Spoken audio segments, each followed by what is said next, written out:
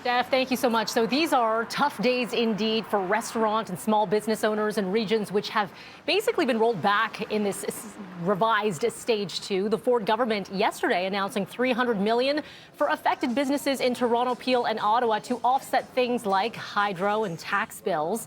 While that's good news, the rollback in place for the next 28 days will be tough on small businesses that are already struggling. Joining us now to talk about the challenges ahead, Dan Kelly, the head of the Canadian Federation of Independent Business. Good to talk to you again, Dan. Good morning to you. Good morning. I want to begin with that announcement. $300 million, that does sound like a lot, but when it's all divvied out, when all is said and done, is it enough? No, nowhere close. Look, it's helpful that the provincial government is finally coming to support some of the businesses that have been locked down. But gosh, so much more is needed. The federal government, though, did announce some positive changes on Friday. But you can imagine for businesses that are already just trying desperately to get on their feet to be shut down a second time, so many of them are just not going to make it across the COVID-19 finish line. We're going to see just a clearing out of restaurants and other small businesses as a result of the government restrictions and even just consumer fear of being out during a second wave.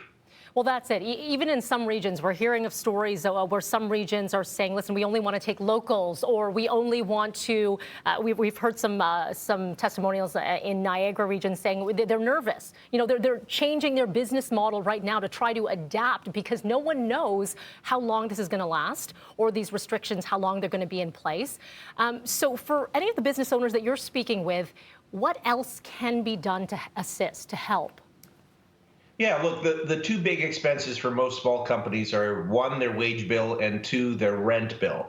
And I am encouraged that just on Friday there was support announced for both support continuing not only over the fall, but until June of next year. So that was a really wise decision on the part of the federal government.